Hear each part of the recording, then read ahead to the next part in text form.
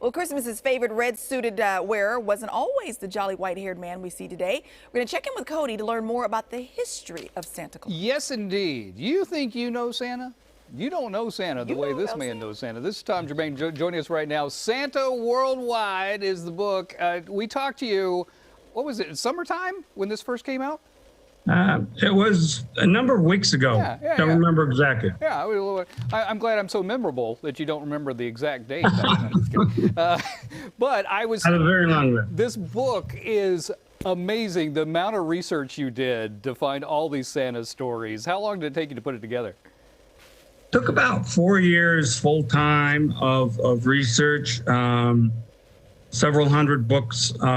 There weren't a lot of books on the history of Santa Claus, so I had to take bits and pieces from various publications going back thousands of years in some cases and hold them all together. It is truly the definitive Santa book. I'm telling you, it is amazing. Okay, give us some things about Santa Claus that people might not know. Give some facts that you've learned. Well, a couple. One is that what we call the American Santa Claus was invented, if you will, in 1821 by a publisher and printer in New York. And his name was Gilly, William Gilly, and he published a book called The Children's Friend that was, for all practical purposes, the story of Santa Claus as we know him in America. The illustrations told the whole story, including the flying reindeer. The book itself was a little bit mean-spirited, but a year later, a professor named Clement C. Moore took the story and rewrote it as a warm-hearted, really enjoyable poem that we now know as The Night Before Christmas. And that was how Santa Claus was created, our American Santa Claus. That is fascinating, but you say American Santa Claus. So in your research, there's stories of a Santa-like character way in the distance? Way in the distance. 3,000, 4,000, 5,000 years ago, early man celebrated the winter solstice. And it was December 25th under modern calendars.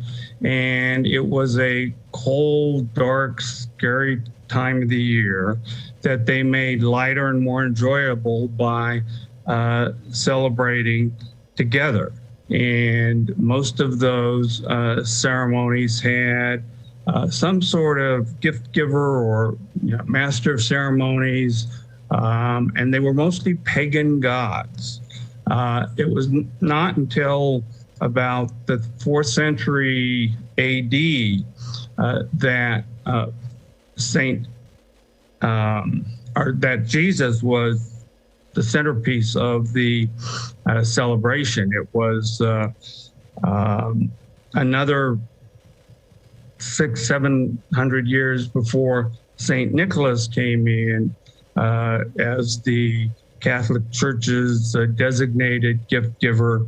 And that's how St. Nicholas became known as our Christmas gift giver. Oh, that is fascinating. I could talk to you all day about this. Seriously, in your brain, you have so much knowledge up here. I just want to crack in there and read the whole thing. If you want to get the book, Tom, tell them real quick how to get the book.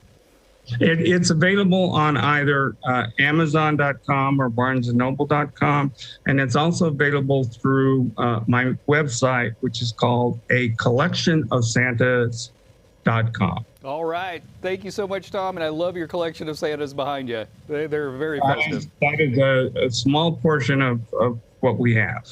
How many you got? About 4,500.